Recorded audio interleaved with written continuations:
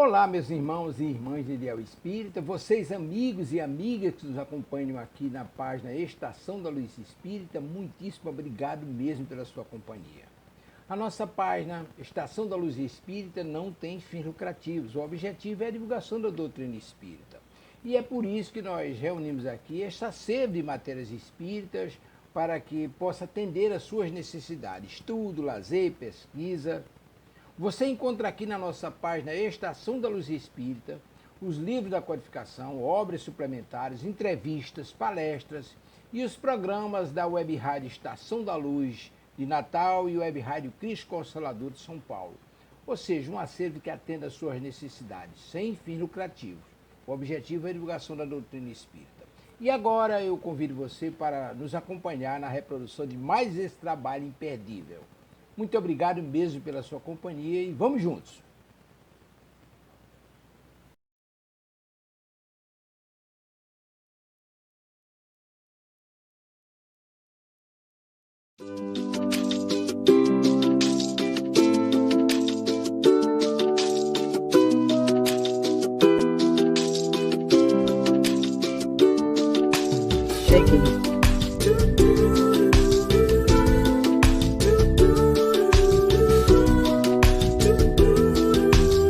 Oi, Tavares, cheguei.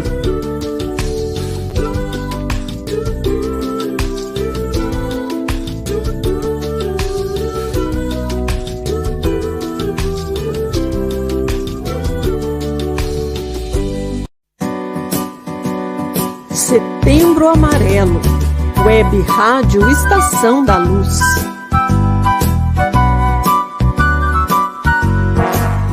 Você nasceu do amor.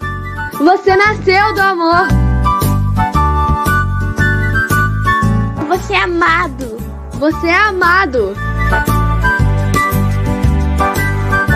Eu vim para que todos tenham vida. E vida em abundância.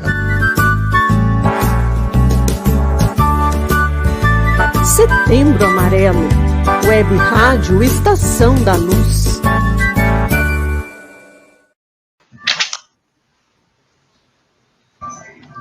Bom dia a todos e todas que nos assistem, nos acompanham através da Web Rádio Estação da Luz. Hoje é quarta-feira e toda quarta-feira é dia do nosso programa Filosofia, Ciência e Moral. E durante o período desse mês de setembro, esse período do mês de setembro, nós estamos trabalhando o tema suicídio, e mais precisamente o suicídio involuntário. Eu sou Alexandre Santos, estamos aqui ao lado das nossas irmãs Cristina Albuquerque e Gil Teres. Bom dia, minhas irmãs, bom dia, Cristina, bom dia, Gil. Bom dia. Bom dia. Bom dia, Alexandre, bom dia, Gil. Gil, está sem imagem você, não está conseguindo lhe ver. Para mim está parecendo normal, inclusive está nós três aqui na tela. Tá. Então, bom dia, Alexandre, bom dia, Gil, bom dia, Tavares, bom dia a todos os nossos irmãos que nos acompanham através desse canal, todas as quartas-feiras. É sempre muito bom estar aqui. Hoje, nosso irmãozinho Guilherme está visitando a mãezinha dele, que está fazendo 96 anos. Então, é motivo de muita comemoração na família. E nós estamos aqui para o trabalho dessa manhã com muita alegria. É isso. Muito bem. E para iniciar o trabalho de hoje, eu vou começar aqui fazendo uma leitura. Agora, esse exórdio vai ser um pouco diferente, que eu vou sair mais daqueles livros que a gente costuma fazer o exórdio aqui no programa. E vou falar sobre uma obra de um grande espírita brasileiro, Jerônimo Mendonça, o Gigante Deitado, que nos brindou com uma obra maravilhosa. E eu vou tirar um pequeno texto dessa obra, que é intitulada Para e Pensa, tá? Então é para a gente parar e pensar, verdadeiramente. Entregas-te à tristeza por não teres podido comprar o carro do ano. Para e pensa nos milhões que se encontram na paralisia dolorosa ansiando por poder se arrastar.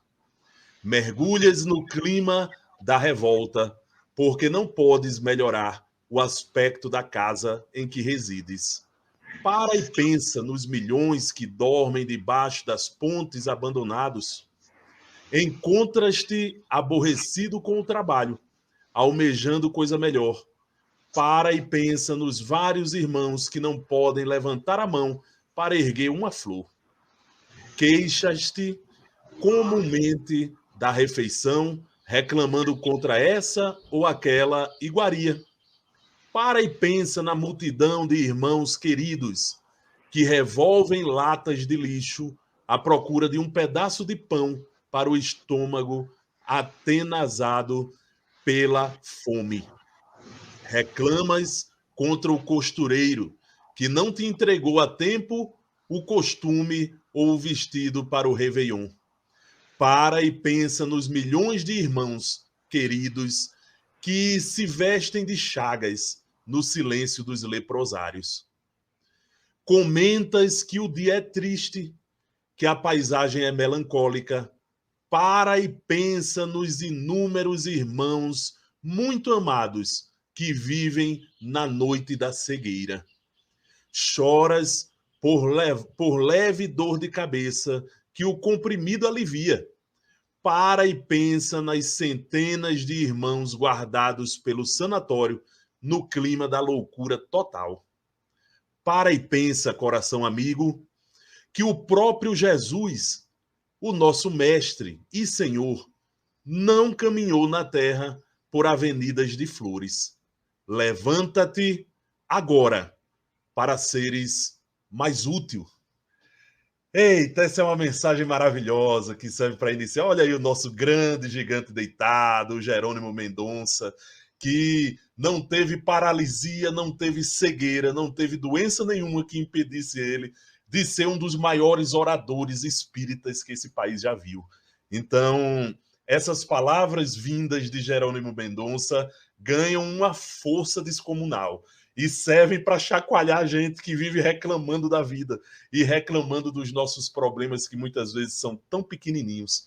E parar e pensar é muito importante. Parar, observar e pensar. Observar o mundo ao nosso redor e ver que muitas pessoas estão com problemas muito maiores do que nós. E chamando, clamando pela nossa colaboração. Isso. Então, é nesse sentido que a gente termina os nossos comentários sobre o exórdio de hoje, franqueando aí a palavra às nossas irmãs, se quiserem falar sobre esse texto maravilhoso de Jerônimo Mendonça. E eu esqueci de dizer a obra de Jerônimo Mendonça. Escalada de Luz é o nome desse livro, viu, pessoal? Muito interessante. Vale...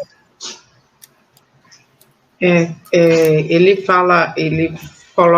faz algumas pontuações, né, com relação ao que podemos fazer e o que devemos fazer. Eu não estou ouvindo vocês. Meu Deus, peraí. Ele faz essas pontuações e quando a gente volta o pensamento para a figura do Jerônimo, que a gente vê que ele estava lá naquela posição e mesmo assim, em momento nenhum, ele deixou de fazer o trabalho. Mesmo sendo levado, ele não deixou de fazer o trabalho. Aí, imediatamente a gente vê quantas pessoas saudáveis, braços, pernas, mente, visão, e totalmente perdidos, sem saber o que fazer, muitas vezes desesperados, muitas vezes angustiados, magoados, feridos, querendo desistir da vida, enquanto o outro está se apegando a ela e construindo, fazendo tudo o que pode no pedacinho de vida que ainda tem, nas condições que a vida lhe oferece. Então, que a gente possa refletir um pouco e usar aquilo que nos foi dado, quer dizer, as bênçãos que nos foi dada de uma mente sã, da visão, das mãos e braços funcionando. Então, que a gente possa aproveitar cada momento, porque é muito importante que façamos isso nessa vida, nessa caminhada. Muito bem, minha irmã Cristina Albuquerque, é isso mesmo. A nossa irmã Gil Teres está com alguns problemas técnicos, Mas já ela chega aí entre nós e participa mais ativamente do programa. Cristina, eu queria saber se a irmã pode fazer a prece, já que estava com o nosso irmão, que está ausente hoje por causa das comemorações do aniversário da mãezinha dele. Então, se você puder já fazer as outras duas coisas, a prece e no final o evangelho. Sim. Então, que possamos silenciar um pouco a nossa mente e o nosso coração por alguns instantes, elevar o nosso pensamento a Deus, Pai de infinita bondade, a Jesus, nosso Mestre amado e amigo de todas as horas, a nossa Mãe Maria de Nazaré, aos nossos anjos guardiões, aos nossos guias e protetores. E agradecer a Deus, Pai Todo-Poderoso, por mais um dia de vida, por mais uma oportunidade de caminhada aqui nesse orbe terrestre. Agradecer a Deus pelo sol que brilha lá fora, por estarmos em paz e nosso país não está em guerra. Agradecer a Deus pelo alimento, pela família, pelo trabalho. Agradecer a Deus infinitamente por tudo. E te rogar a vossa luz sobre a nossa mente e o nosso coração, para que possamos sempre trilhar o caminho do bem e que nos ajude a compreender aquilo que não podemos mudar. Rogar também por todos aqueles que de alguma forma não conseguiram completar a sua vida, não tiveram coragem suficiente para enfrentar os problemas e as situações, mas que a sua misericórdia pode atingir a todos eles, dando-lhe forças e reforçando a esperança de vencer a sua prova. Mas que, acima de tudo, Senhor, seja feito sempre segundo a vossa vontade. Que assim seja. O Evangelho de hoje está no Evangelho segundo o Espiritismo de Allan Kardec, no capítulo 16, e tem o título A Verdadeira Propriedade. E diz o seguinte: o homem não possui de seu o que não pode levar deste mundo. O que encontra ao chegar e o que deixa ao partir, goza durante a sua permanência na terra. Mas uma vez que é forçado a abandoná-lo, dele não tem senão o seu gozo e não a posse real. Que possui ele então? Nada daquilo que é para uso do corpo, tudo que é para uso da alma, a inteligência, os conhecimentos, as qualidades morais, eis o que traz e o que leva, o que não está no poder de ninguém lhe tirar, o que lhe servirá ainda mais no outro mundo do que neste. Dele depende ser mais rico em sua partida do que em sua chegada, porque daquilo que tiver adquirido em bem, depende a sua posição futura. Quando o homem vai para um país longínquo, compõe a sua bagagem de objetos usáveis no país, mas não se carrega daqueles que lhe seriam inúteis. Fazei, pois, o mesmo para a vida futura, e fazei provisão de tudo que poderá nela vos servir. Ao viajor, que chega a uma estalagem, se dá um belo alojamento, se pode pagá-lo. Aquele que tem pouca coisa, se dá o menos agradável. Quanto àquele que nada tem, vai deitar sobre a palha. Assim ocorre com o homem na sua chegada ao mundo dos espíritos. Seu lugar nele está subordinado ao que tem. Mas não é com o ouro que se paga. Não lhe perguntará quanto tinhas sobre a terra, que posição nela ocupáveis, eres príncipe ou operário? Mas se lhe perguntará, o que dela trazeis? Não se computará o valor dos seus bens, nem dos seus títulos, mas a soma das suas virtudes. Ora, a esse respeito, o operário pode ser muito mais rico do que um príncipe. Em vão alegará que antes de a sua partida, pagou a sua entrada com ouro e lhe responderá, os lugares aqui não se compram, eles se ganham pelo bem que se fez. Com o dinheiro terrestre, pudeste comprar carros, campos, casas, palácios, aqui tudo se paga com as qualidades do coração. Sois rico dessas qualidades, sede bem-vindos, e ide ao primeiro lugar, onde todas as felicidades vos esperam. Sois pobre, ide ao último, onde sereis tratado em razão do que tendes. É uma mensagem do Espírito Pascal, em Genebra, 1860. Então, conciliando um pouco com o exórdio, né, que a gente acabou de ver há poucos instantes, ele aqui nos convida a refletir exatamente sobre o que temos a posse real, o que é a nossa verdadeira propriedade, o que é que nós temos, porque enquanto estamos aqui encarnados, muitas vezes nos vangloriamos dos bens que acumulamos, da nossa conta bancária, das viagens que fazemos, de tudo aquilo que o dinheiro pode pagar. Mas, e quanto aos seus bens morais, às suas qualidades morais, anda no mesmo nível que a sua conta bancária, que os seus bens? Porque no momento da partida, nada disso a gente pode levar. Tudo isso é para uso temporário do corpo aqui na Terra. Mas quando a gente parte, a gente não pode levar nada dessas riquezas. As riquezas que a gente leva é as riquezas que estão na alma, no nosso coração. Quer dizer, o bem que você fez, a caridade que você, as preces que você fez por alguém, o que você fez de bom na sua vida. Então, é isso que você pode levar. Tudo que for de bens materiais só serviu para o seu uso aqui na Terra. Então, o Evangelho nos convida a essa reflexão e diz: se você vai para uma viagem a um lugar distante, você vai colocar na sua mala coisas que não vão ser úteis para você nessa viagem? Não, porque só vai ser mais peso e coisas para você carregar. Você vai colocar nessa mala tudo aquilo que você vai precisar. Da mesma forma que a gente regre a nossa vida, a nossa caminhada aqui, no período que nós temos, 50, 60, 96 anos, como a mãe de Guilherme, mas nos preparando de provisão de tudo aquilo que nos vai ser útil, que vai nos servir no mundo espiritual, porque a nossa passagem por aqui é muito breve, se comparada à eternidade. E quando você chega no mundo espiritual, você vai ser recebido da forma que você tem a sua provisão.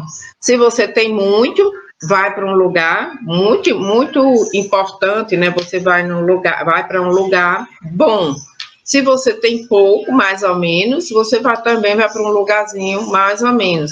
E se não tem nada, qual é a tarefa? Voltar para recomeçar. Não tem nada, não fez nada, então vai aprender um pouco e voltar para recomeçar. Então, o Evangelho nos convida a essa reflexão da nossa verdadeira propriedade, o que é que nós temos de fato, o que é nosso de fato. Porque tudo mais que a gente considera muitas vezes como bens, são bens apenas para uso do corpo e da vida enquanto está na carne. Depois é uma outra história. Muito bem, minha irmã Cristina Buquerque. Nossa irmã Gil já está aí de novo, estabelecida. Amém. Espero que agora os obsessores cibernéticos deixem em paz, né? Isso. Mas vamos lá, vamos seguir. Minha amiga Gil, minha amiga Cristina, eu queria iniciar o programa de hoje com uma pergunta que nos chegou, né, de um ouvinte da rádio, e que é muito importante a gente abordar esse tema e tratar sobre ele, tá? É uma pergunta que vem lá de Juazeiro do Norte, do Ceará, a terra do nosso amigo Guilardo, né, Ceará? Isso. Então, essa pergunta vem de um senhor chamado Agostinho Pensor. Ele colocou aqui Salesianos, Juazeiro do Norte. Eu não sei se Salesianos é um bairro, se ele é ligado ao catolicismo, alguma coisa. Isso, eu acredito que seja. Mas vamos lá, ele pergunta o seguinte, ele diz o seguinte, olha, quais as diferenças nesses crimes tenebrosos? o aborto, a pena de morte, o suicídio, a eutanásia. Porque parece que não existe uma unidade doutrinária, pois já ouvi e vi espíritas de lado defendendo um desses itens citados acima e outros atacando, com uma veemência feroz e lógica, como se matar fosse certo em qualquer possibilidade. Então essa é a pergunta que ele faz. E ainda faz referência aí ao 5º mandamento, né? Não matarás. Faz referência ao capítulo 1, item 2 do Evangelho segundo o Espiritismo. Então, para a gente poder começar a responder o senhor Agostinho Pensor, que aí a gente já agradece muito a colaboração do nosso irmão, que está fazendo essa provocação importante, é preciso primeiro a gente partir de uma premissa, viu? Importantíssima. A diferença entre a doutrina espírita e o movimento espírita. Tá? A doutrina espírita é a doutrina que nos foi ensinada e trazida pelos espíritos superiores sob a orientação de Jesus, o Cristo, né? E que traz para a gente um monte de informações sobre o mundo espiritual, sobre a relação entre ele e o mundo material no qual nós estamos agora. Enfim, essa doutrina, ela, né, não tem erros, porque é uma doutrina fundada na lei de Deus. E a lei de Deus, ela não se equivoca, tá? Agora, o movimento espírita, ele é formado por pessoas, por seres humanos, encarnados na Terra. E os seres humanos são falíveis. Os seres humanos são imperfeitos. Nós, seres humanos aqui, muitas vezes vamos ter a doutrina como nosso norte, nosso guia, mas, ao mesmo tempo, pode ser que a gente se equivoque em alguma coisa. Então, quando o irmão diz que já ouviu espíritas defendendo qualquer uma dessas situações, o aborto, a pena de morte, o suicídio, a eutanásia, é importante que o irmão saiba que esse espírita não está falando pela doutrina espírita. Ele está falando por ele mesmo. Tá? São convicções que ele tem com ele e, portanto, tenta expor essas convicções. Mas, se a gente for analisar a doutrina espírita e o que ela diz, nenhuma dessas situações são aceitáveis. Nem o aborto. O que é que seria o aborto? Seria a eliminação de uma vida que está em formação. Uma vida material que está se formando. Um corpo material que está se formando. E o que é que diz a doutrina espírita para a gente? Que essa ligação entre o espírito e a carne se dá a partir da concepção. Então, a partir da concepção, é crime, é homicídio, né? Você praticar o aborto. Portanto, não tem como a gente estar norteado pela doutrina espírita e abrir qualquer brecha que seja para defender o aborto. Por quê, pessoal? Porque se a gente tem a convicção trazida pelos espíritos superiores de que no momento da concepção se liga o espírito ao corpo, então, a partir desse momento, muitas expectativas de uma vida, esperanças, possibilidade de crescimento, de evolução daquele espírito, a gente interrompe com o aborto, né? E isso é um crime. E Tavares não nos deixa esquecer de nada, né? Ele já está nos dando aí as referências no Livro dos Espíritos. Então, o que é a concepção, pessoal? Só para a gente poder entender. Quando um ser humano vai se formar, existe a ligação entre a célula sexual reprodutora masculina, que é o espermatozoide, com a célula sexual reprodutora feminina, que é o óvulo, né, que a mulher expele todos os meses, né? Então, o que é que acontece? Quando o espermatozoide encontra essa célula feminina e penetra nela, uma reação química acontece e, a partir dali, é aí que a gente tem a concepção. É a partir daí que o corpinho novo está começando a ser feito. Então, a partir daí, qualquer intervenção nossa é criminosa. Qualquer intervenção nossa é criminosa. E quando ele fala de pena de morte, a gente já sabe do que se trata. Alguém que cometeu um crime foi punido pelas leis da terra. Essas leis podem prever a morte. infelizmente, em alguns países, inclusive muitos ditos desenvolvidos, nós temos, né, ainda o Instituto da Pena de Morte. Então, a pena de morte é você aplicar o assassinato contra quem cometeu um crime depois de submetê-lo a um processo penal, tá? E como pena, você aplica a pena de morte. É também reprovável da mesma forma. O que é que diz a doutrina espírita para a gente, mais precisamente lá no Livro dos Espíritos? Que é uma prática ainda muito atrasada dos seres humanos matar qualquer criminoso que seja, né? Que, na verdade, é uma evolução na Terra, os sistemas penais abolirem a pena de morte. Então, da mesma forma que a gente tem que ser contra a pena de morte, a gente tem que ser contra o aborto. E a gente tem que ser contra também o suicídio e a eutanásia, né? São duas coisas muito parecidas, mas ao mesmo tempo tem uma diferença. No suicídio, você está se matando, né? Seja diretamente, seja indiretamente. Na eutanásia, você, na verdade, autoriza, geralmente, um médico a eliminar uma vida que está agonizando. Então, o sujeito está morrendo, está no processo de desencarne. E aí você antecipa, muitas vezes com o propósito de que aliviar o sofrimento, aliviar estar sofrendo muito. Mas nós não sabemos, meus irmãos e irmãs, o quanto aquele espírito precisa daquele processo. Então, todos esses atos, e aí eu vou abrir agora para as nossas irmãs também comentarem, eles são contrários ao que diz a doutrina espírita, que defende a vida. E a vida em abundância, da forma como Jesus nos anunciou que tem que ser. Tá? Então eu vou... Pena de morte, olha. Sai de crime individual para um crime coletivo. Exatamente, é o que diz Chico Xavier. Olha. Tá nos lembrando aí o nosso amigo Tavares. Então, Cristina, Gil, é com vocês, minhas irmãs. Comentem aí também a pergunta do nosso irmão Agostinho Pensou. Então, o nosso irmão pergunta, né, sobre o aborto, e Alexandre já colocou toda a explicação com relação a isso, mas a doutrina também nos ensina que bem antes dessa concepção existe todo um planejamento da espiritualidade com relação àquele ser que vai encarnar e àquela família que vai receber.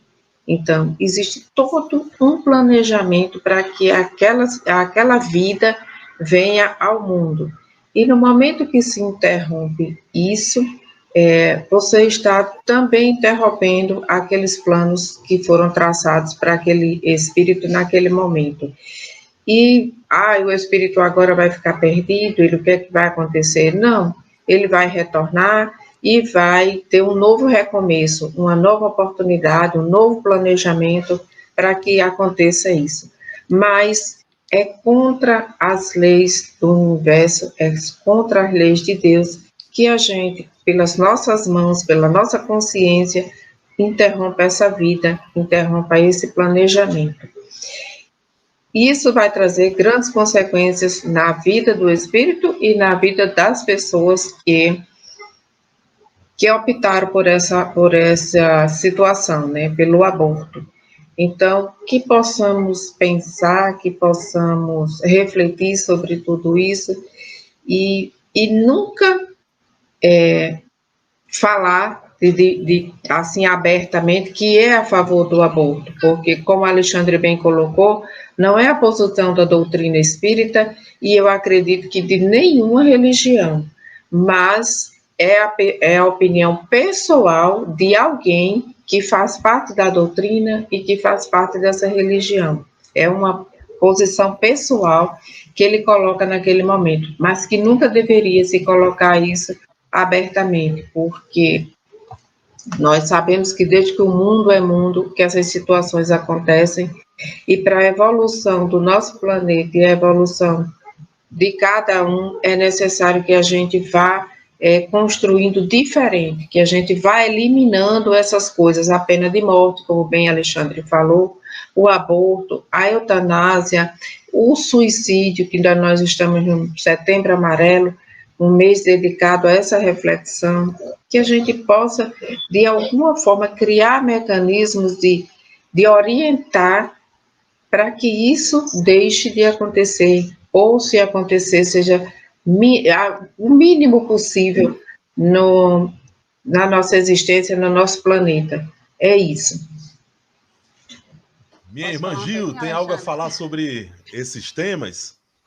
Na verdade, sobre os temas específicos, vocês já falaram muito bem. Eu vou só acrescentar sobre o que você disse aí. Vocês estão me ouvindo bem? Sim. Só acrescentar sobre o que você falou aí, a questão da doutrina e do movimento espírita, né? Isso me fez lembrar, nos nossos estudos da doutrina, quando a doutrina nos orienta a não comprar tudo como pura verdade, né? Qualquer comunicação espiritual, por exemplo, tem gente que acha que é sempre espírito evoluído, vai sempre trazer algo de bom, e não é assim. A gente precisa conseguir filtrar essas mensagens. E assim também é na vida. Quando nós vemos pessoas baterem boca demais com opiniões diferentes a respeito, principalmente de temas tão decisivos no comportamento humano, na dúvida, gente, busquem o Evangelho, porque lá está a resposta que todo mundo procura. Todo o resto é opinião pessoal. Opinião pessoal, todo mundo vai ter a sua a respeito de qualquer questão. Quer ter certeza? Busque o Evangelho, a sua resposta vai estar lá. Muito bem, minha irmã. Obrigado, minha irmã Gil e minha irmã Cristina, por complementarem aí a resposta do nosso irmão. E aí a gente vai também agradecer a participação, né, Cristina, daqueles Sim. que estão já interagindo conosco, né? Nosso querido Francisco Paulo de Azevedo Fernandes, nome bonito, pomposo, né? O nosso velho Chiquinho, né? Que é o nosso cadeira cativa. Tadeu Saboia está aqui conosco também. Um abraço ao irmão Tadeu, orador espírita. Temos aqui também Camila Monalisa, Anderson Laíris. Muito obrigado pela interação de todos vocês aqui nas redes sociais da Web Rádio Estação da Luz. Continuem participando, fazendo perguntas, interagindo conosco, que a gente, ao vivo aqui, vai anunciando as interações de vocês. E também Maria Helena também está conosco. Maria Helena, esqueci de Maria Helena mesmo. Maria Helena também, um abraço a Maria Helena. Então vamos lá, minha amiga Cristina. Nós temos outras perguntas que chegaram dos ouvintes, Cristina. E sim, eu não sei se você vai querer responder as outras agora ou se a gente entra no tema e lá na frente responde novamente. Podemos entrar no tema. Pronto, então fica à vontade, minha irmã. Nós estávamos utilizando os slides, mas não está aparecendo aqui para nós. Eu acho que Tavares não colocou. Maria. Então, enquanto ele vai procurando, eu vou aqui entrar na segunda pergunta, tá? Certo. A segunda pergunta de um ouvinte que é de Ana Cristina, sua xará aí, viu, Cristina? Ana Cristina de Candelária, Natal, Rio Grande do Norte. Ela pergunta como fica a situação daqueles que alegando... ele já chegou aí, então daqui a pouco a gente responde a pergunta de Ana Cristina, tá? Isso. Pode tocar, Cristina. Então, nós estávamos falando sobre o suicídio, colocamos, né, sobre o que diz os números na saúde mental e colocamos esse texto que está no livro Conduta Espírita, que fala perante o corpo como é que a gente tem que se comportar. E buscando respostas. Então, tem muitas dúvidas, mas onde a gente busca as respostas, como bem falou Gil, tá? Na dúvida, onde é que eu busco a resposta? E as respostas estão na codificação espírita, no livro Céu e Inferno, no Evangelho segundo o Espiritismo, no livro dos Espíritos. Então, em toda essa codificação, você vai encontrar respostas que podem direcionar os seus pensamentos e as suas atitudes com relação às dúvidas que você tiver. Na codificação da doutrina espírita, compreendemos que o suicídio é tido como um crime aos olhos de Deus. Isso está no livro O Céu e o Inferno, capítulo 5. E que importa numa transgressão à lei divina. no Livro dos Espíritos, na pergunta 944, como lembrou Tavares há pouco tempo. Vindo a constituir sempre uma falta de resignação e submissão à vontade do Criador. Também no Livro dos Espíritos, pergunta 953A. Então, desse modo, jamais o homem tem o direito de dispor da vida. Portanto, só a Deus cabe retirá-la do cativeiro da terra quando o julgue oportuno. O suicida é qual o prisioneiro que se evade da prisão, antes de ser cumprida a pena. Quando preso de novo, é mais severamente tratado. O mesmo se dá com o suicida, que julga escapar às misérias do presente e mergulha em desgraças maiores, que está também no Evangelho, no texto, no Evangelho segundo o Espiritismo. Então, ele coloca aqui para nós que toda a doutrina espírita vai ter uma orientação e dizendo para você, afirmando para todos nós que o suicídio é contra a lei de Deus. Ele diz, só Deus tem o direito de retirar a vida quando achar necessário. E não é bem assim também que a gente compreende, porque cada um, quando encarna, já vem com seu termômetrozinho lá de vida determinado. Você vai viver tantos anos. Como você vai viver, aí é com você. O que é que você vai fazer para aproveitar esse seu termômetrozinho de vida até o final? Se é 100 anos, se é 50, 80, a cada um é diferente.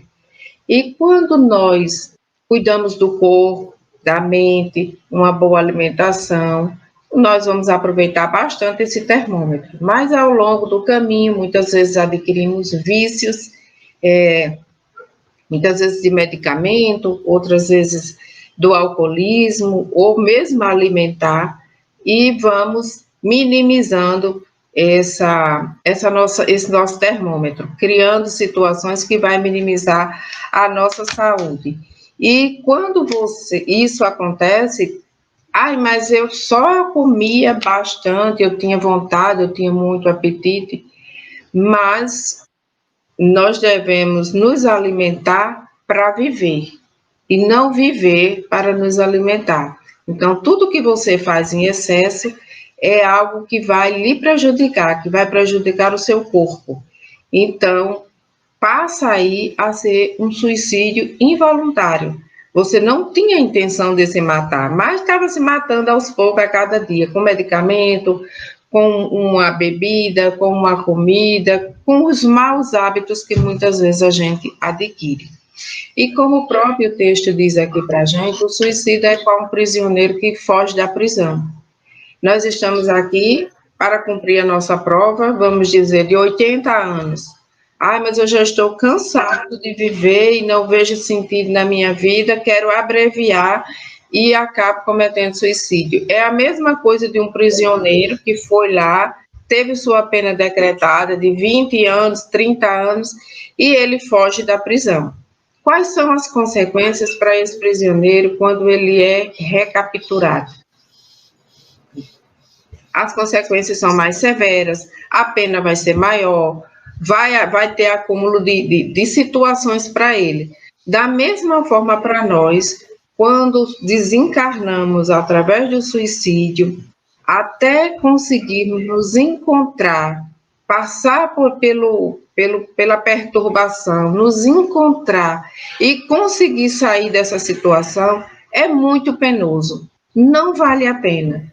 Então, por pior que seja, permaneça aqui e peça forças a Deus para se manter, porque não vale a pena se encaminhar por essa vereda, que vai dar tudo errado. No lugar de você se livrar de uma coisa, você adquire uma coisa muito maior para enfrentar. Não é isso, Gil? E eu vou aproveitar que você me deu uma deixa ótima. Algumas pessoas podem ouvir um texto como esse e imaginar assim, mas eu não faço isso porque eu quero me suicidar, nem considero que isso seja um suicídio involuntário. E aí eu acho importante também chamar a atenção para intenções veladas, né? o que são essas intenções veladas. A palavra do momento é autoconhecimento, né? E muitas pessoas ainda não têm coragem de realizar esse olhar para dentro. Então, muitas vezes, tentando fugir dos problemas da vida cotidiana, as pessoas acabam procurando prazeres passageiros, né? A falsa felicidade. Às vezes, no excesso da comida, às vezes, em drogas ilícitas, percebendo que naquele momento de entorpecimento ela não tem o problema, e quando volta à realidade, descobre que o problema esteve com ela ali o tempo todo, que onde quer que você vá, o problema está com você, porque ele só deixa de existir quando você começa a encará-lo, a tentar realmente resolver as questões de forma prática na sua vida, nas questões psicológicas. Então, assim, muitas vezes, se a gente parar para se perguntar por que eu estou me alimentando dessa forma, por que eu estou buscando esses prazeres, na verdade é uma fuga da realidade. E isso não deixa de ser o suicídio voluntário. E aí você pode achar que não tem intenção, mas talvez a intenção esteja ali velada. É uma fuga da realidade. E eu escuto algumas pessoas enfrentando alguns problemas e dizendo assim, se morrer tá tudo certo, quem ficar ficou, quem vai, a vida é uma só. O pensamento materialista que muitas pessoas fazem com que esse comportamento, né, se acentue na vida das pessoas. É só isso aqui que eu tenho, então eu vou fazer tudo que eu tenho vontade. E aí, quando as consequências começam a surgir ainda aqui na vida material, começam a se perguntar por que isso está acontecendo comigo, por que Deus faz isso comigo, será que Deus existe? Então, assim, eu faço esse convite mesmo para quem estiver nos ouvindo, ou quem vier a nos ouvir no futuro, a fazer esse olhar para dentro mesmo, a se questionar o porquê desse comportamento, a exercitar essa questão do autocontrole, né? Inclusive não só alimentar, como nas questões emocionais, de excesso de cólera, de estar o tempo todo estressado, porque o corpo, ele reverbera o que está ali alicerçado na mente, né? E exercitar esse olhar para dentro sem medo mesmo, sem auto-julgamento, mas no intuito de saber, de reconhecer que motivações são essas que me levam a viver da forma que eu estou vivendo ou a não encontrar forças para realizar uma mudança, é muito importante. Muito bem, meninas. Vocês mandaram muito bem. Olha só, deixa eu só fazer aqui a abertura para começar a responder a pergunta da nossa irmã Ana Cristina, lá de Candelária, que agora sim é hora da gente entrar na pergunta dela. Ela diz aqui o seguinte, como fica a situação daqueles que, alegando que todos têm livre-arbítrio, diz não interferir com aqueles outros que pretendem cometer o suicídio? Muito interessante a pergunta da nossa irmã, e para responder a pergunta da nossa irmã, a gente se socorre também do Livro dos Espíritos, tá? O Livro dos Espíritos deixa bem clara essa situação para a gente. Olha, pessoal, ninguém no mundo é para ser indiferente à dor do outro. Nós não estamos nesse mundo para ignorar a dor alheia. Muito pelo contrário. Deus nos coloca no mundo rodeado de pessoas.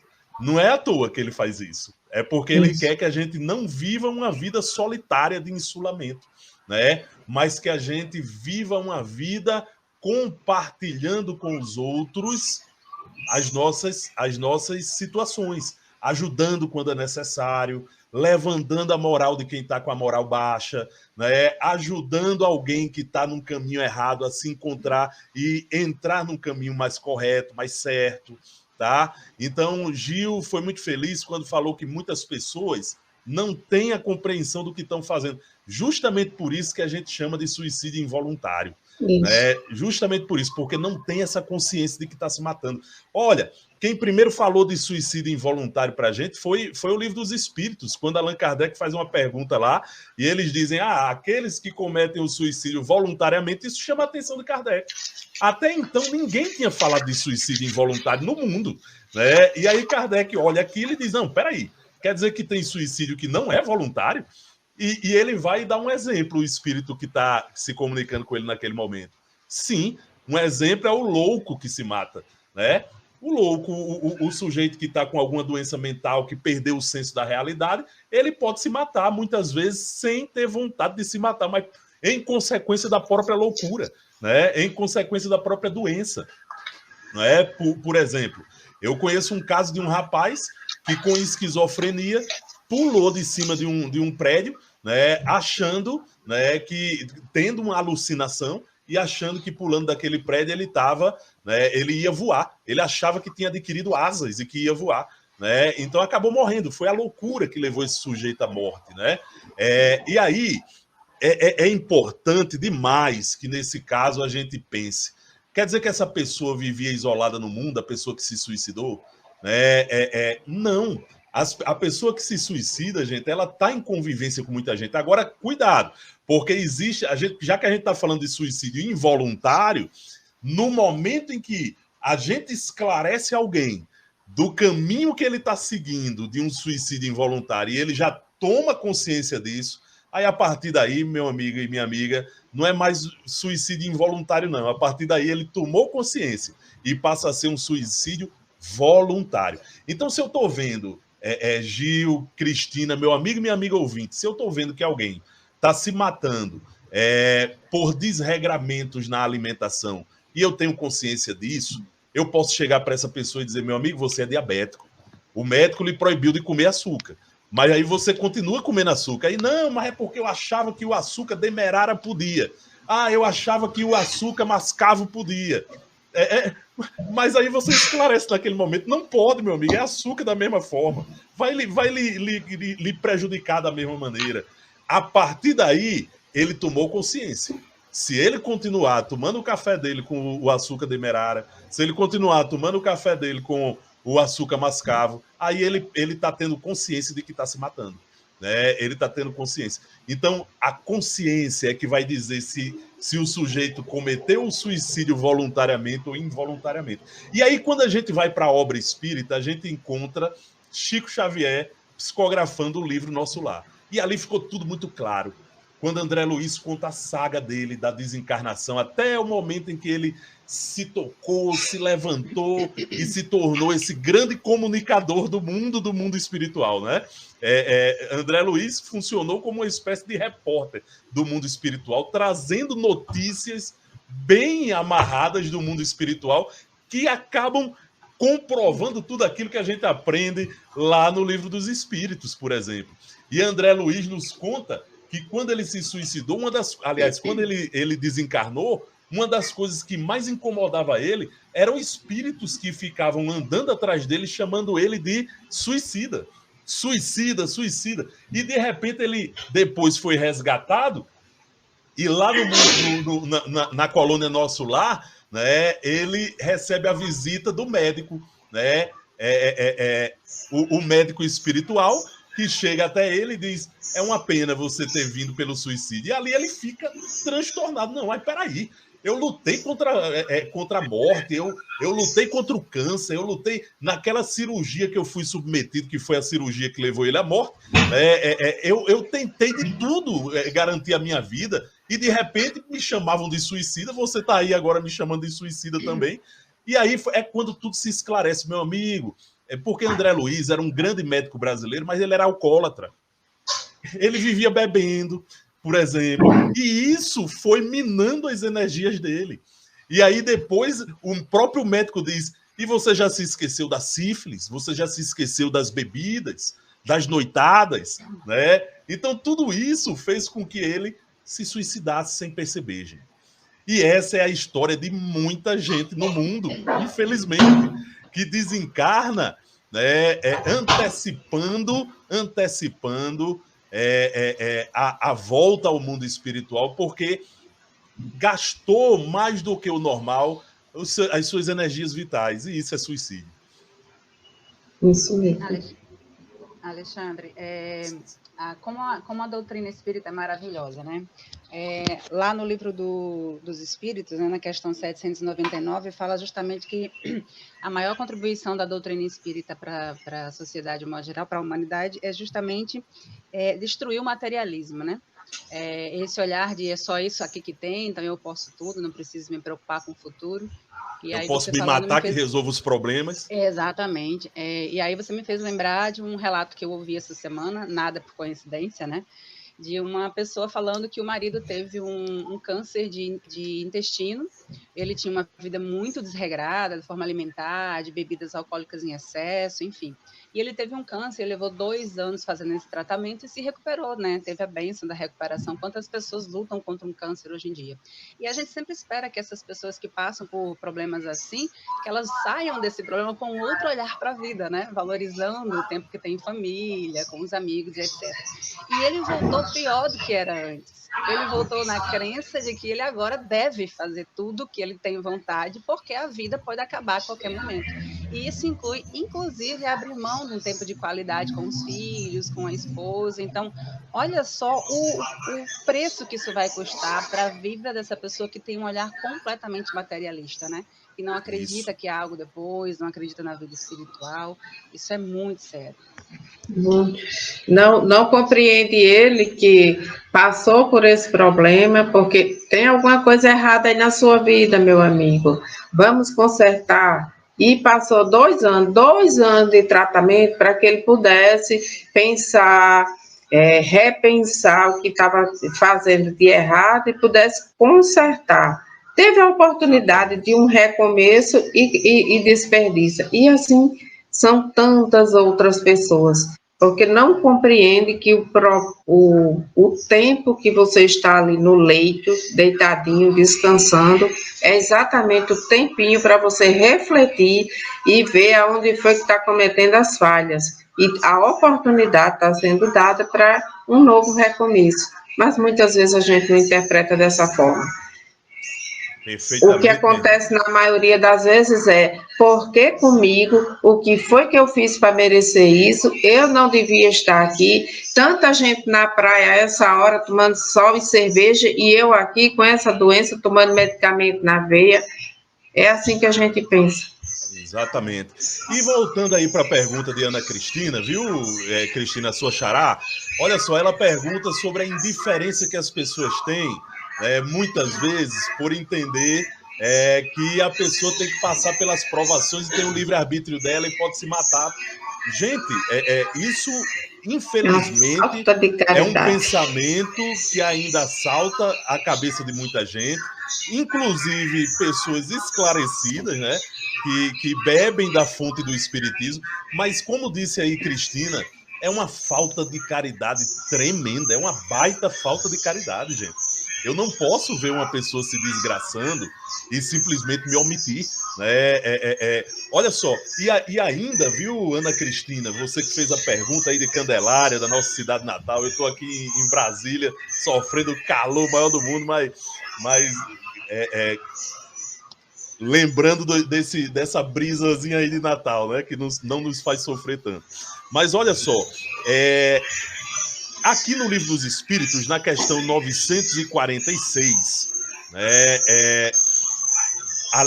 a subpergunta 946A, Kardec pergunta, os que hajam conduzido o desgraçado a esse ato de desespero sofrerão as consequências de tal proceder? A resposta é, esses, ai deles, responderão como por um assassínio. Veja só, gente. Então, aqueles que colaboram para o suicídio alheio, seja com a sua omissão, seja com a sua ação, né? Porque tem gente que fica atazanando tanto a vida do outro, gente, ou da outra, né, que conduz a pessoa a um suicídio. Esse vai ser tratado como um assassino no mundo espiritual. Para a lei de Deus, ele é um assassino. Por quê? Porque ele podia intervir naquela realidade, ele podia ajudar aquela pessoa, mas não o fez, muito pelo contrário, né? Foi ou ficar indiferente, como essa pessoa que pensa, viu, Ana Cristina? É o livre-arbítrio. Não, mas peraí. Livre-arbítrio todo mundo tem, gente. Agora, se um filho seu, por exemplo, lhe pede uma arma para matar alguém, você vai deixar ele fazer porque é o livre-arbítrio dele? Não vai. Você vai intervir, vai dizer, não, de forma alguma você não vai cometer uma loucura dessa. Vai falar das consequências.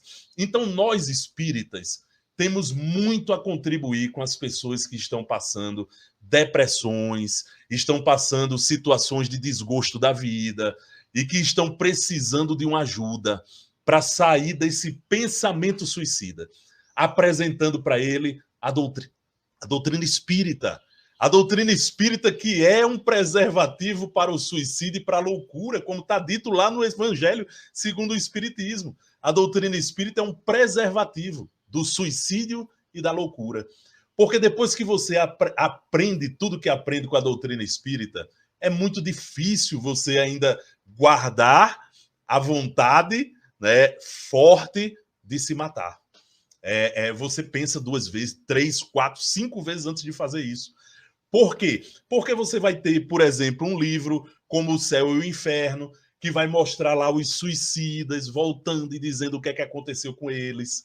Você vai ter um livro dos espíritos que vai lhe esclarecer sobre tudo a respeito disso, ou quase tudo, né? Porque algumas coisas vieram depois, com o desdobramento das obras espíritas. Enfim, nós espíritas, o mínimo que podemos fazer é levar o conhecimento àquele que não tem naquele momento, para que a gente possa tirar da cabeça da pessoa a ideia que ela está alimentando. Cristina e Gil, é com vocês, minhas irmãs. Nós estamos a 6 minutos do final do programa. Eu acredito que seja as nossas últimas intervenções, tá bom? Pode falar, Gil. Como você falou sabiamente aí, né? Eu vivi muito próximo de uma pessoa, eu sou filha, na verdade, de uma pessoa que cometeu suicídio, e eu compreendo como é difícil a gente abordar mesmo aqueles que a gente ama, porque quem está muito perto, às vezes, não consegue enxergar que aquilo é real. Às vezes a ameaça acontece e, na nossa ignorância, nós pensamos e dizemos coisas do tipo: não tem coragem, para de falar bobagem, você não vai fazer isso. E eu não estou me referindo nem só a mim, mas a outros casos que eu conheci. A gente costuma falar essas coisas sem saber de fato o que se passa dentro da mente do outro, né? Então, se eu posso dar algum conselho, se é que eu posso, jamais subestime uma ameaça de suicídio, jamais instigue do tipo: você não tem coragem de fazer isso, porque eu já vi alguém cometer suicídio por causa dessa frase, que a resposta foi: você vai ver como eu tenho. E às vezes você pensa que dizer isso é uma brincadeira, mas na verdade na mente do outro é realmente um desafio que ele aceita, principalmente quando ele não está sob o controle, né, das suas capacidades mentais. E tentar aconselhar sempre, ouvir sempre, ouvir é o essencial, não ignorar os recados, não. E eu compreendo que muitas vezes não há nem sinais, a gente não enxerga que o outro está com ideação suicida. Então, ter muito cuidado com as palavras que nós usamos quando nós observamos as fragilidades do outro, ainda que não tenha ali uma palavra dizendo que quer se suicidar, mas observar as fragilidades do outro e respeitar essas fragilidades é um passo muito importante para evitar o pensamento suicida, porque nunca sabemos o que está por trás da mente do outro. Tudo que está ao nosso alcance é ali, o material, é o que nós conseguimos enxergar de fora.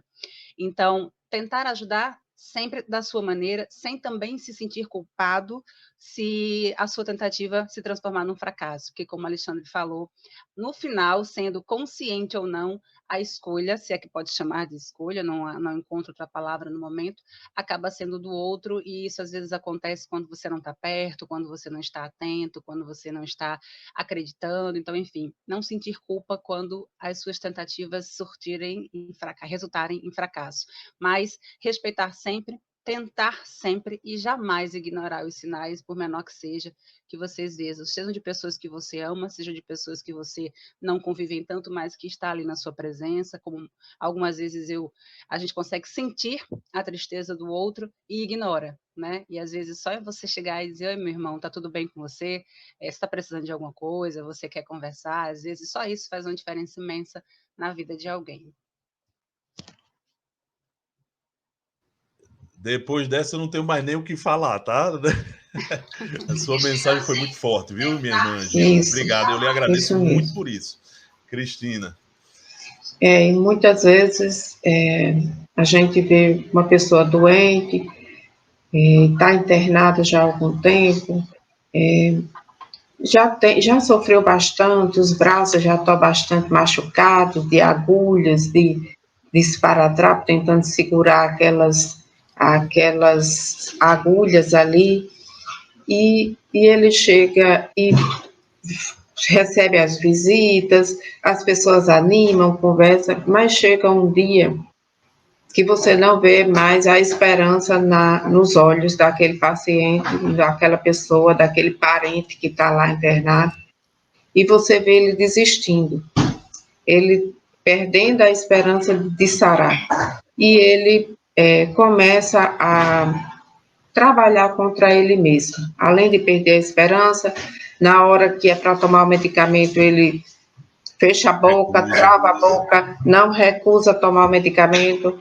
se coloca as agulhas, quando as enfermeiras saem, ele arranca os acessos, então ele começa a desistir.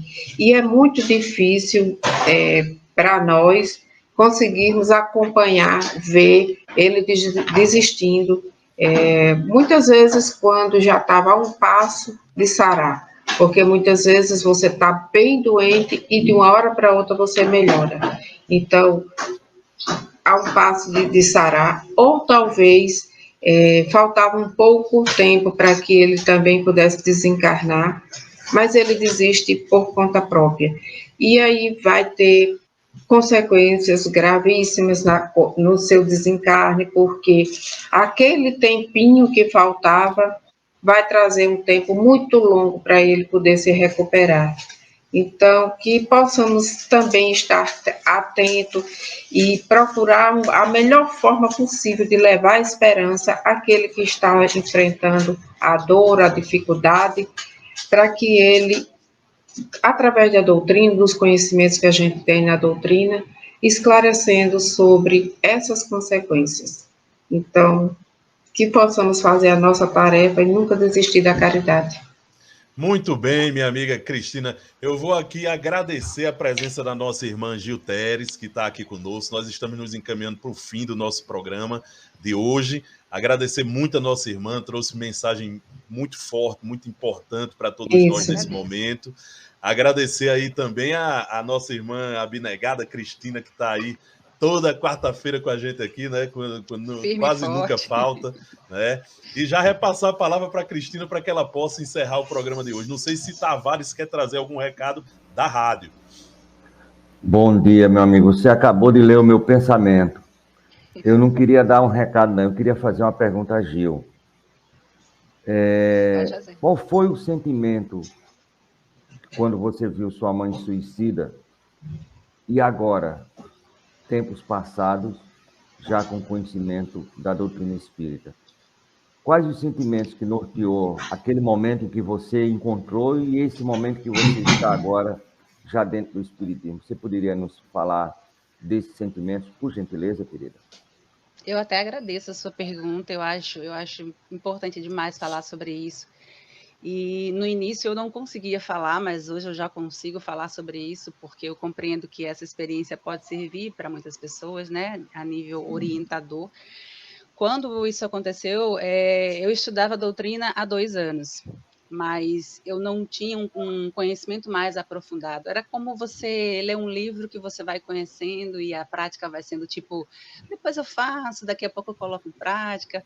Às vezes cada um tem o seu momento exato para mergulhar em determinados entendimentos, né? E aquele foi o meu momento, porque quando eu senti que eu tinha uma escolha entre me desesperar e me revoltar, ou me agarrar à fé que eu já tinha em Deus, eu escolhi me agarrar à fé.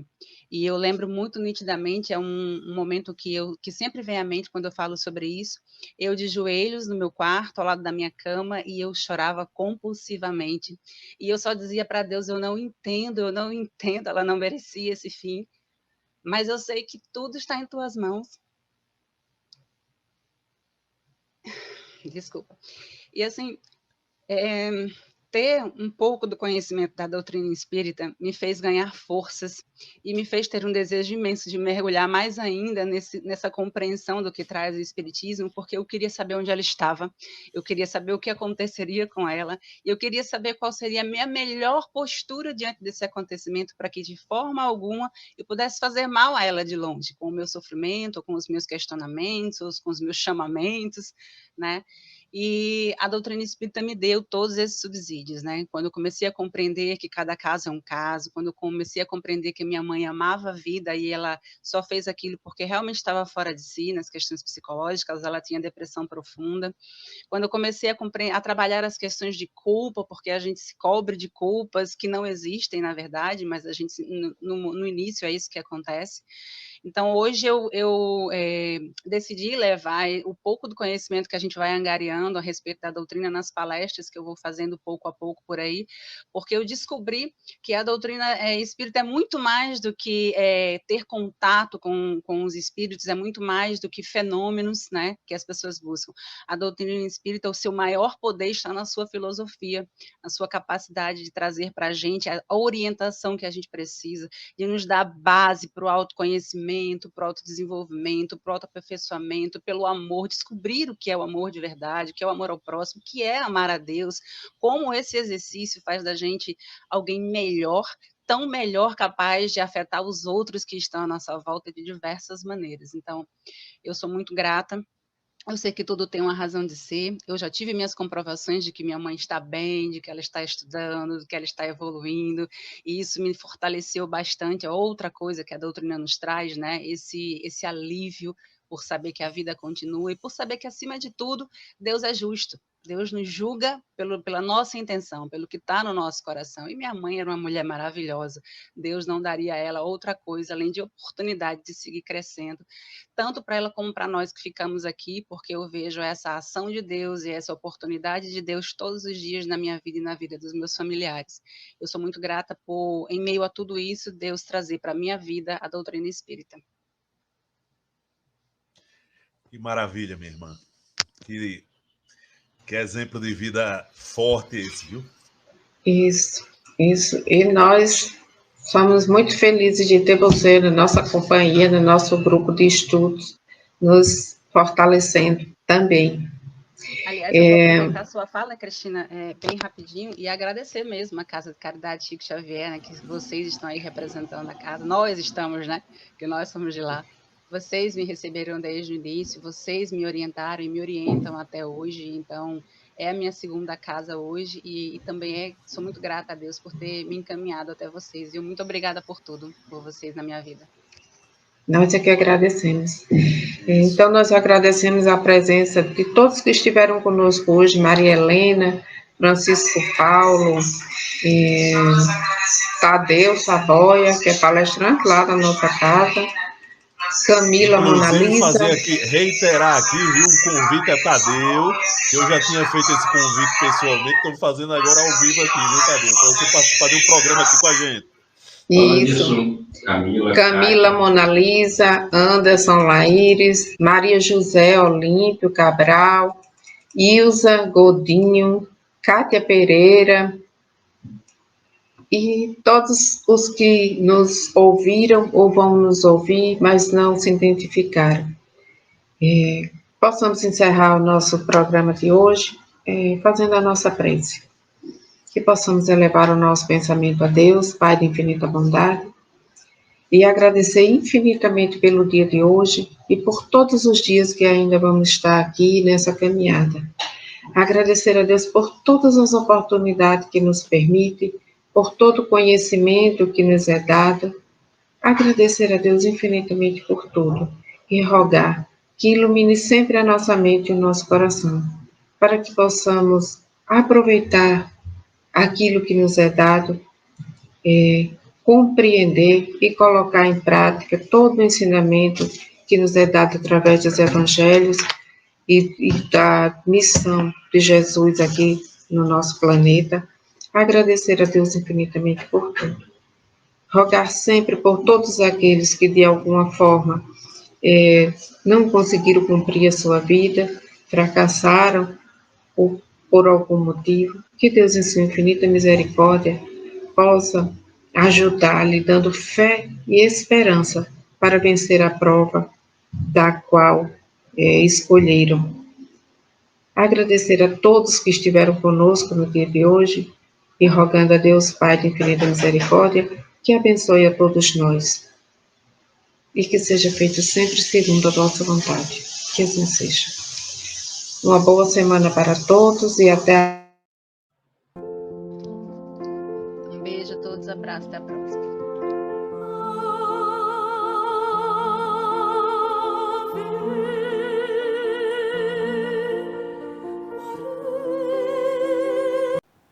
Chegamos ao final da nossa atividade. Muitíssimo obrigado mesmo pela sua companhia e espero você no próximo evento.